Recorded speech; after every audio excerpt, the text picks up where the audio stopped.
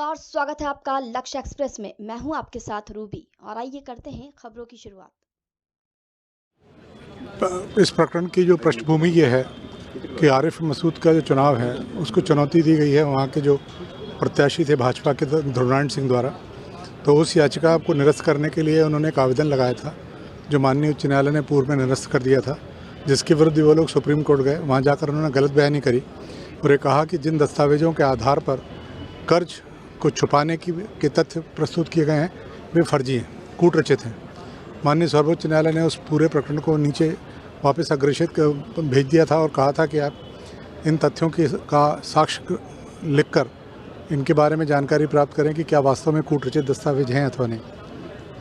माननीय न्यायालय ने गवाहों के बयान लिए, परीक्षण किया गया।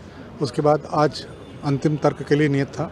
अंतिम तर्क सुनने के बाद दोनों पक्षों के माननीय उच्च न्यायालय ने यह निर्धारित किया है कि जो दोनों दस्तावेज हैं जिनके आधार पर यह दावा किया जा रहा है कि उन्होंने बहुत बड़ी राशि अपने और अपने पत्नी के नाम पर ऋण पर के तौर पर ले रखी थी और जिसको छुपाकर नामांकन भरा था, वो सत्य दस्तावेज हैं, अधिकृत अधिकारी के द्वारा जारी किए दस्तावेज हैं। और माननीय उच्च न्यायालय ने यह भी निर्धारित किया है कि जो आपत्तियाँ उठाई जा रही हैं पूर्व में निर्धारित हो चुकी हैं, उसमें नए सिरे से विचार करने की आवश्यकता नहीं है और उनके आवेदन को और उनकी उठाई गई आपत्ति को निरस्त कर दिया है। और माननीय न्यायालय ने विस्तृत आदेश में उन तथ्यों का भी उल्लेख किया है जिनके कारण जो आरिफ मसूद का पक्ष है उसने इस निराकरण को विलंबित किया है।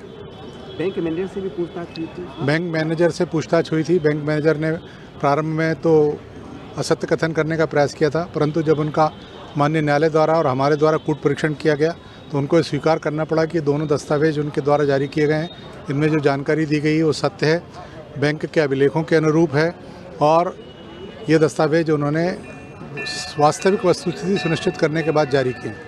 इन सारी गवाही को ध्यान में रखते हुए उसका पाठन करने के बाद माननीय न्यायालय ने ये होल्ड कर दिया है कि ये जो दस्तावेज हैं वो उनके जो व्यापारिक उपक्रम है उसके अंतर्गत जारी किए गए, सक्षम व्यक्ति ने जारी किए गए हैं और रिकॉर्ड के अनुरूप हैं, तो उनको कतई भी कूट रचित नहीं माना जा सकता। तो सर इसमें क्या इनकी विधायकी खतरे में जा सकती है? विधायकी क्या अगर प्रकरण में अंतिम में ये तय पाया गया और ये निर्धारित होता है कि इनने जानबूझकर जो इनके खिलाफ बहुत बड़ी मात्रा में ऋण राशि और एनपी अकाउंट हैं इनके और इनकी पत्नी के नाम पर आरिफ मसूद साहब के, तो निश्चित तौर पर ये करप्ट प्रैक्टिस के दोषी ठहराए जाएंगे और तदनुसार फिर इनकी विधायकी जाएगी।